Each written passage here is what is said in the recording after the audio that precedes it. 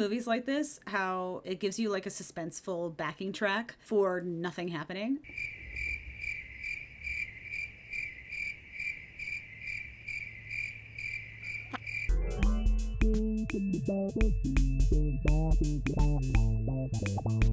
Welcome back, readers. My name's Robin. I'm your uncle. Have you ever been fascinated with your neighbors? Ever watched Hitchcock's Rear Window and thought, I could write a story like that? If you're anything like A.J. Finn, then you're going to write a book called The Woman in the Window. The Woman in the Window is a psychological thriller about a therapist named Anna Fox, a shut-in who spends her time drinking wine and watching her neighbors. Sounds pretty fun. When Anna witnesses something horrible happen next door, she starts to question her own reality. It stars Amy Adams, Julianne Moore. This is a giant cock. Gary Oldman. You wouldn't happen to have a very big fork. And Jennifer Jason Leigh. Jennifer Jason Leigh! Have you met regular Jason Leigh? This movie is full of stars. We here at Robin Reads It for Phil know what that means. We are in for a treat. So, without further ado, here is The Woman in the Window. So it starts with a swirl of stars. Is this a space movie? Anna Fox wakes up and we see the overview of her giant, and I do mean giant, house in New York. A house like this is probably easily gonna go for like 10 mil. It looks really stuffy. It looks a lot like this hostel that a friend of mine was staying at in Montreal. Creepy. Anna picks up her phone and has a conversation with her daughter and her husband on the phone. They're separated and she's having a hard time sort of adjusting to their absence. She looks across the street and sees that she has new neighbors moving in. They are called the Russells. So she has an appointment with her psychiatrist who spends most of the session just kind of looking at the window and talking about the neighborhood rather than, talking to her, and that really annoys her. So he mentions that he hasn't been able to get Anna out of the house for 10 months. They talk about how her drugs are going now that she's not drinking anymore. Cut to her pouring herself just a gigantic glass of wine. She talks to her husband about the side effects and the disadvantages of taking her drugs with alcohol. And she's like, it's fine. So that night, a buzz comes to the door. And it's the teenager, Ethan Russell, who she just saw moving in across the street. His mom told him to come by and bring a gift. So Anna lets him in. He's very sweet. He, really likes petting the cat called Punch. He's a very sweet, sort of earnest young man. He is 15, going on 16. You are going on. He asks about the photos on the fridge, asking if it's her family, and she says yes, and that they're not living with her at the moment. She reveals that she is a child psychologist, and that seems to sort of strike a nerve with him because she mentions how she deals with people who need help sort of transitioning to like a new sort of living situation, and that seems to kind of strike a chord with him. He starts to cry and she goes to comfort him, but he freaks out. They talk a little more and she lends him some movies. On his way out, he mentions how he is actually like super allergic to Punch, and Anna's like, well, why didn't you say something? I don't want to offend him. He's not that sensitive. So my first thought was that something bad is going to happen to this kid. Ooh. Oh yeah, we got some lovely color going on today. Trying out a NYX palette today. I like NYX. It's a good quality. It's not too expensive, and it applies fairly well. And like as you can see, there's very little, if any, fallout. That night, Anna falls asleep watching old movies and giggling herself to sleep. Another space dream, and she wakes up and it is Halloween. So her tenant, David, says that he's headed to Brooklyn. He lives in the basement, and he offers to take out her trash. In the book, they kind of go more into how she reduced the rate of the rent so that she could have someone kind of act as a super, but also, do things around the house so that she doesn't have to leave. As has been mentioned, she hasn't left the house in 10 months. He asks whether they should put out candy for the trick-or-treaters, and she says no. They're going to steal the candy and they're going to steal the bowl. Well, why don't we get a bowl of apples, because kids won't take apples. Then what's the point? Yeah. Okay. They're both super awky, and I find that very relatable. So that night, Anna is minding her own business, and some kids come by and start throwing eggs at the house. And she finds this very distressing. You know, it's her home. She hasn't really done anything to warrant that as far as we know. So she kind of goes to the window and she says, hey, like, this is my house, please stop. But of course, they're kids and they don't. I expected the kids to be like much older. I expected them to be like teenagers, but they're just like 9-year-old kids. And so she kind of screws up her courage and goes over to the front door. Hold on. She has 2 doorknobs? Anyway, she goes outside, or she tries to go outside to tell these kids off, and she appears to black out. When she comes to, we see Julianne Moore helping her to sort of get her bearings, but she's back inside. And Anna deduces that she is Jane Russell, Ethan's mother, the woman who lives across the street. Yeah, I thought I would do something like really flashy this time because I haven't been doing a lot of flashy stuff for the last little bit. I could use this, but I want to have a little more control, so I'm putting it on a brush. Jane brings Anna a brandy, which is very presumptuous because you have no idea what kind of meds that she's on or whatever. Did she have brandy in the house? Did she bring brandy? I don't know. Anna explains that she is agoraphobic, which explains why she is not really able to leave the house and explains why she kind of lost consciousness as soon as she opened the door, more or less. And Jane says, oh, you're stuck inside this shitty house. I don't know if she's being facetious here because the house is like gigantic and, you know, it doesn't look that bad to me. Also, you've only seen like the ground floor, like rude. So I don't know if this is supposed to be like facetious or just like some gentle ribbing. So Anna takes a picture of the cat, which is totally normal. For no reason, here's a picture of my cats. For no reason, here's my cats. For no reason, here's a poo. Ooh, it'll look better. Maybe it won't. I don't know. We'll see. While Jane is there, Anna thanks her for having Ethan bring her the gift. Jane starts talking about Ethan. She shows a picture of him and she talks about how he's her baby and she loves him and all that sweet stuff that mothers are supposed to say and do. And they kind of bond because, you know, Anna also has a kid. I think she's like 8 or 9. Anna compliments Jane's earrings. I think that they're fine. Jane mentions that her earrings were a gift from an old boyfriend. And she mentions how her husband probably doesn't know that. He's very controlling. He has trust issues. And she worries about Ethan. Jane doodles a drawing of Anna and then gives it to her. She calls it a Jane Russell original. When Jane is done, she leaves Anna and then goes across the street. So shortly after, Gary Oldman, Alistair Russell, shows up at Anna's house. And he asks her whether anyone of his family has been over today. And she lies and says no. In the book, he kind of comes in and sees that someone has been playing chess because Jane and Anna were playing chess in the book. He kind of knows that something's up before he leaves. Anna mentions that Ethan came by with a candle a couple days ago and said that it was very nice. Good. The next day, Anna hears noises inside her house, and she calls 911. When she gets downstairs, she sees that it's David. Now, she had told David earlier that if he wanted to come inside her house, he could just come up through the basement stairs, because there are 2 entrances into his place, one from the street and one from her stairs. And he said that he buzzed her several times before he decided to come inside.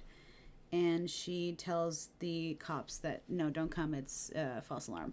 It's glitter time. So David says that he cleaned the eggs off of the outside of the house. He says he's looking for a box cutter because he put flyers up around town and the Russells next door called him to help them, you know, open their boxes and put stuff away.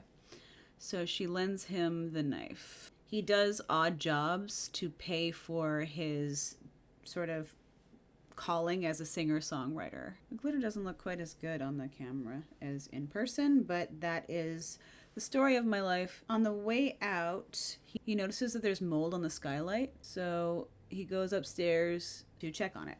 Anna is freaked out just knowing that he's up there.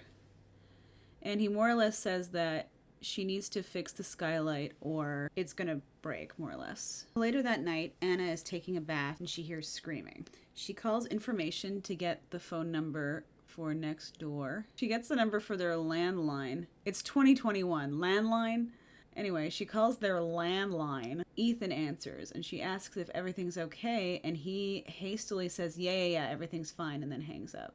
Anna watches Jane leave the house. Shortly after, she receives a phone call, but it's the dad.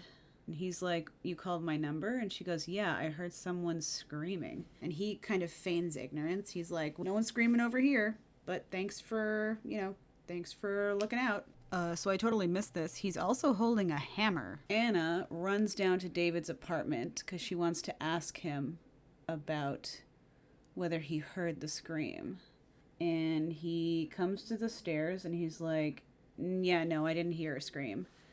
And then he goes back to whoever is there with him. We can hear like a woman kind of crying. Determined to figure out what's going on, Anna sets up a camera in front of the window to sort of survey the neighbors. So Ethan comes over. This kid is coming over to her house a lot. She tries to get him to tell her what happened. He says that his dad just gets stressed and it's all right, but before he leaves, she gives him a big hug. She gives him her number and she's like, listen, you can come over here whenever. I'm here for you. Inappropriate. It's inappropriate. Inappropriate. Right after this, she has an argument with her husband on the phone, obviously. And he tells her to mind her own business. Anna drinks all day, learning French and watching old movies. After drinking all of her wine, she falls asleep and has another space dream. Suddenly, she wakes up in a panic looking for her phone. I love in movies like this how it gives you like a suspenseful backing track for nothing happening.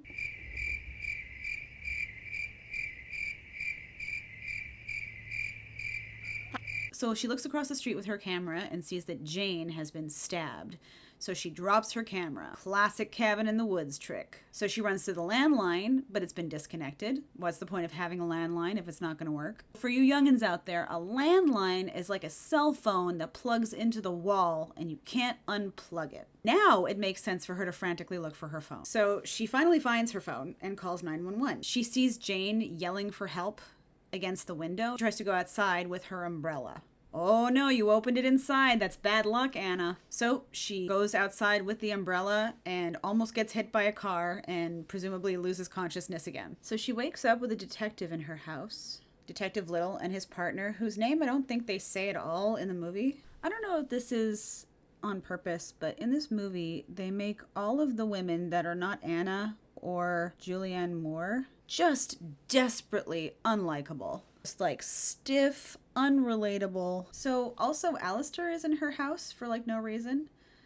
You can't just bring people into other people's houses. And then everyone starts to question Anna. Why were you looking in my house? Why do you have a camera? Did you take a picture? Why didn't you take a picture? Okay, so first it's why do I have a camera, and then it's why didn't I take a picture? And she's lucky. This is actually like one of the most pleasant conversations you could have with a cop present. Anna continues to maintain that she saw Alistair's wife get stabbed. And he says, you've never met my wife.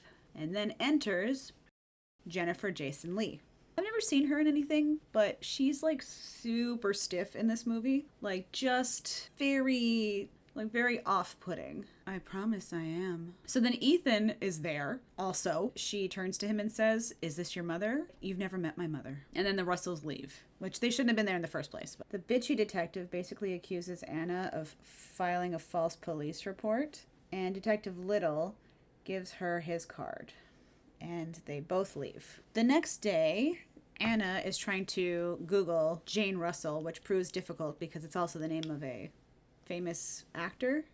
She finds the information for Alistair's office, and she calls and finds out that he has left the company due to some kind of incident with his assistant. She looks up the assistant and sees that she was found dead in the parking lot of her apartment complex. So that's super suspicious. So Anna, understandably, is becoming more and more distressed over all of this stuff. And she goes into the basement looking for David, and he catches her going through his mail.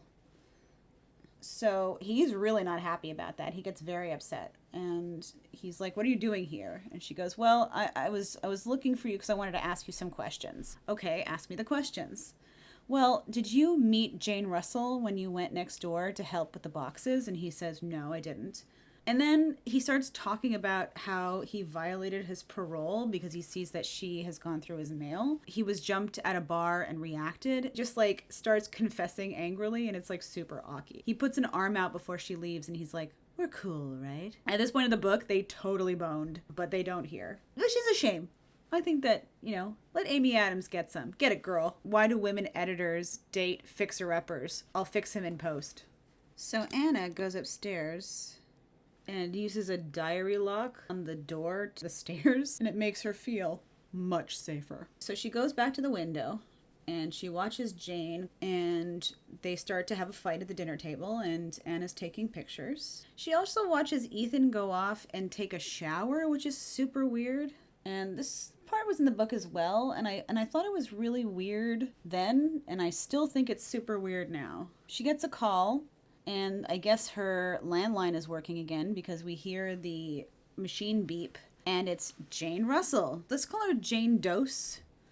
Get it? Because it's like Jane Doe, number 2. I'm unappreciated in my time. So Jane Dose calls her. It's like, stop looking at my house or I'll call the police. Does this count as peeping? I don't know what the laws are in Canada. I know that it depends on what state you're in the States. Like, if you have a reasonable expectation of privacy and someone uses, like, a camera to look into your house from across the street, that still counts as peeping. But I don't know. What are your thoughts? If you leave the blinds open, do you get what you get, or should you expect privacy in your own house? So Punch is meowing from the basement, so she goes down to get him, and this is weird. I'm going to come back to it. It's weird. So when she's down there, she sees one of Jane's earrings on David's nightstand. Original Jane, Julianne Moore Jane. So Anna has another argument about this with her husband, and the husband's like, you're at the center of this, like, this is not good for you. And she's like, listen, I can't just let it go. So Anna sees Ethan leaving the house, and she yells across the street at him, where is your mother? So Ethan comes over again and tells her she can't scream at him like that. He maintains that she never met his mother, at least not before the other night. She asks why he's lying for his father. And he says, I can't tell you. And then all of a sudden, Alistair just grabs him because apparently he was there and just slaps him. So Ethan leaves, and then Alistair comes inside. There are too many people coming up in this woman's house. He tries to intimidate her, telling her to leave his family alone. He says that her relationship with Ethan is inappropriate, which it is. And then she threatens to call the police. And he's like, oh, I'm sure they'd love hearing from you, a drunken, shut-in, pill-popping cat lady. Fact or facts. The next day, it looks like Ethan's going off to this weird kidnap school. I do not understand what this vehicle is supposed to be. So he goes off, and Anna watches him go. And she lines up her meds for the week. Yep, this is about how much meds I have to take on a given week. Is this whole channel just a fig Newton of my imagination? So Anna pulls out her notebook to start writing down her meds. Uh-oh, she sees the picture that Jane drew of her. So that's it. She's got confirmation. Jane is real. She then gets an email from guesswhoanna@gmail.com. So while the picture's loading, she sees that Punch is limping. It's like 2021, but she's still got dial-up for some reason. So the photo finally loads, and it is a photo of her sleeping. So she does what you're supposed to do, and she calls the police because she presumes that someone's been inside her house, other than all the other people who have been up inside her house. So the cops come, and they basically accuse Anna of doing it herself. Once again, Alistair Russell barges into her house, this time with Jane Dose. They accuse her of, well, doing what she's been doing. Watching the house, talking with Ethan, calling his work. They call her crazy, and then she pulls out the drawing. And she's like, look, this is proof. And Alistair's like, that's nothing. And now David walks in. Party at Anna's house. So David walks in, and the cops ask him where he's been. He gives his alibi. And they ask if David has ever met Jane Russell, and he says no. And then Anna says, Jane's earring was in your bedroom. What were you doing in your tenant's bedroom? And he's like, she has boundary issues, which is true. He says it belongs to a woman that he saw earlier in the week called Catherine. Presumably this is the woman we heard crying. Anna tells the cop that he borrowed a knife from her and that he broke his parole. In the book, they would have slept together by this point, and this would have been like a much bigger betrayal. She turns on Alistair and tells everyone about how he got fired. And she says that she saw Alistair hit Ethan. And once again, there's very clunky dialogue where she says that if her husband were here, he would do something. And then the bitchy cop turns to her and says, "Your family is dead." He's dead! Cops be coppin'. So I think I figured out what it was. A lot of these characters just talk at each other. It's really stiff and off-putting. And I know from off-putting. So we go back in time. Anna is driving her daughter and husband during a snowstorm. Anna's acting normally, but Ed says that he just can't, Anna. You just can't, Nemo. And they start to fight in front of Olivia and talking, again, very clunkily at each other like Olivia's not there. Ed says very crudely that what's going on is because of Anna because she's been cheating, but he does not say it quite that tactfully. Anna's phone rings and Ed grabs at it and it falls behind the seat. And Anna, rather than continuing to drive like a normal person, goes to grab it and they crash. So we see that what Anna has been dreaming about has not been space, it's been snow.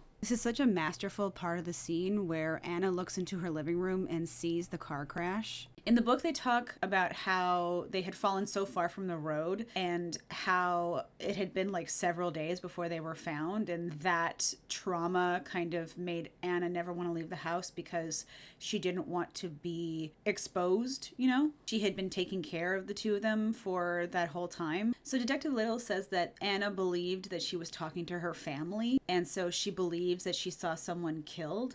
But in the book, she's very clear to us, the audience, to say that she knows that they're dead, and she was always very clear about avoiding saying where they actually were, and she does it in her mind as a coping mechanism, like in The Haunting of Hill House. So Detective Little confirms that they called the doctor who said that she could be hallucinating on her meds, and Anna apologizes right away. She says that she must be wrong, and Jane is, of course, who she says she is. So the doctor comes to visit, and Anna says that she might need some supervision, and they talk about adjusting her medication and going to a more frequent therapy schedule. She says that this is a wake-up call and that she wants to turn it around. The doctor asks about how things are going with David, and she confirms that David is moving out, and he's picking up the last of his stuff today. When he leaves, Anna goes up into the library and takes out a box of pills and starts crushing them up. And then she makes a pre-self-conclusion video. But while she's talking, she realizes that she can't go through with it. I don't know if she was planning on self-harming in the book, but I do know that she was getting more reclusive. She canceled her appointment with her doctor. She had an occupational therapist who used to come, and she canceled that. So I don't know if she was planning something in the book, or maybe I missed it. So Anna starts looking through photos of her family, and she pulls up the picture that she took of Punch. And lo and behold, in the glass, there is a reflection of Jane. Julianne Moore Jane. This is why you take pictures of cats. Cat pics save lives. Here are some more. So Anna wants to make sure that she's really seeing the truth, so she calls David up to take a look at the photo, and he says, yep, that is Katie. That is the woman who came to my house. She is Ethan's birth mother. What?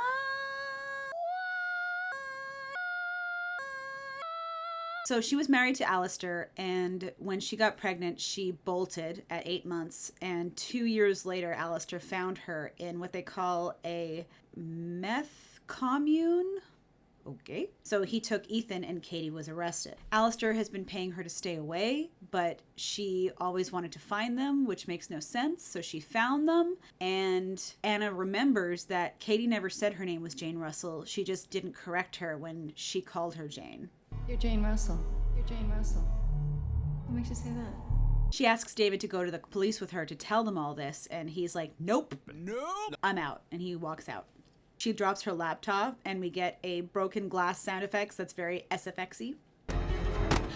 Let's see if we can make it sound even more cheesy. Smash glass! We hear a noise out in the hallway. She heads to where the noise came from, and out from the darkness sneezes Ethan. Ethan says that he went to a wilderness camp, but it's basically like a prison, and he was able to escape before getting there, which explains the prison-looking vehicle. How did he escape? Was that even necessary? In the book, none of this happens. He just like shows up.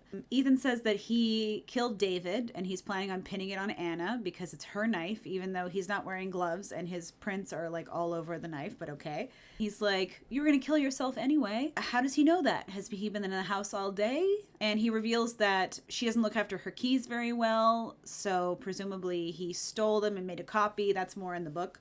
Anna realizes that he killed Katie. I love how they put a hood on Ethan to try to make him look more like sinister because of this haircut. It's just not intimidating. So he says that Katie and Anna had one job, to take care of their family. Okay. So apparently the real estate agent told the family about her tragedy. He said that like he tried to figure out what she would like in order to, I guess, control her. But in the book, like, he's just fascinated by older women. So Anna asks him what happened in Boston. And he said that Pam was just a place to start. He doesn't have like a pattern yet. In the book, he didn't kill her, I don't think. I think he just stalked her. He tells Anna that he doesn't want to do anything to her. He just wants to watch her go. So in the book, Ethan is the one who tells Anna who Katie is, not David. And in the book, he's a straight up psychopath. Like, he appears to be kind and sensitive, but it's all a complete act, and that's why she's not able to clock it. Unless you see the patterns, it's really hard to diagnose psychopathy. And in the book, they do confirm that the dad saw him kill Katie and did nothing about it. They only kind of hint at it here. Anna says, listen, you know what? You want to watch me go? You can watch me go. I don't want to live in a world with people like you in it. So she pours all the meds into her wine glass. She pours herself a glass of wine and she turns around and hits him with the bottle and it breaks immediately. Like, what is his face made out of cinder blocks? Like, the force that you would need in order to break it on someone's face would be a lot, right? Anna runs out into the hallway and slips on David's blood. But when Ethan comes after her, David grabs him and Ethan finishes him off as Anna's able to get away, but she can't go downstairs, so she's got to go up. He grabs her foot and slices it with a knife, but she kicks him in the face, and then she hobbles up to the roof. She tries to hide through her panic because she is still outside, even if she's on the roof. He finds her and she stops him with a canvas. The knife gets caught in it, so then he disappears and he pops out and hits her in the face with a cultivator, and ooh boy, special effects go crazy. It's like basically a big fork and he just like forks her in the face. He tries to drown her in the rainwater, and that is working really well until he decides to stop doing that and throw her over the edge. I guess he really likes throwing women over the edge of buildings. Instead, she somehow overpowers him. There's this really campy struggle that happens when she's pushing him onto the skylight. Hilarious. She throws him down and he falls 4 stories down to the first floor and he is dead. So she wakes up in the hospital and Little is there, and he says that there are going to be a lot of people who are going to be apologizing to her in the coming weeks, but he wants to be the first. He also gives her back her phone and says, listen, I saw the video and we're going to say that we found the phone on you, but we're going to let you hold on to it for an hour, basically giving her the chance to like remove her self-conclusion video. He says that Jane is talking to them, but that Alistair won't give anything up. In the book, it's the opposite.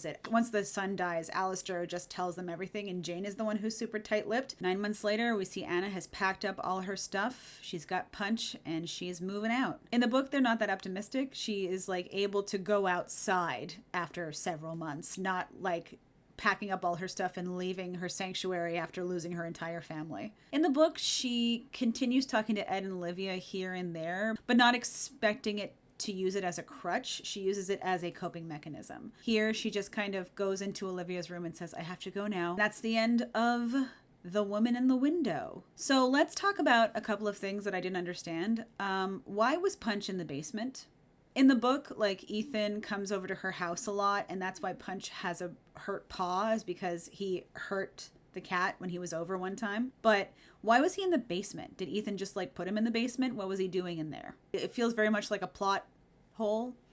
We put this in here because we needed her to find the earring. This whole thing in the book where she follows Jane into a coffee shop and Jane looks like genuinely scared and is like, you need to leave me alone. Please stop following me. But that's not in there. I accidentally watched the woman in the house across from the street from the girl in the window first.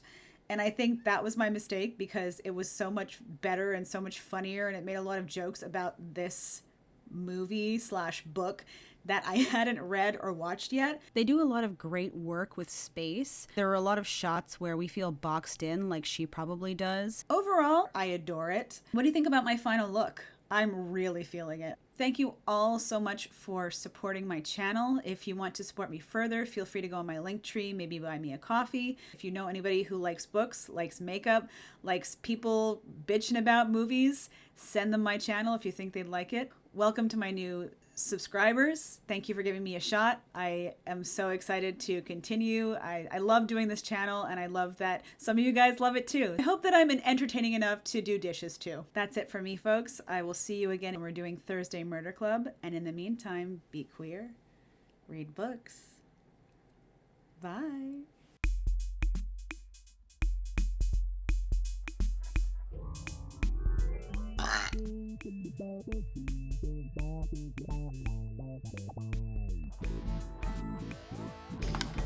Woo. Oh, okay. I'm having some real back pain today, you guys. Why am I holding this? After drinking all of her wine, she reaches for a pottle that they put a hood on Ethan to try to make him look more. Woo! You see that what Anna has been dreaming about?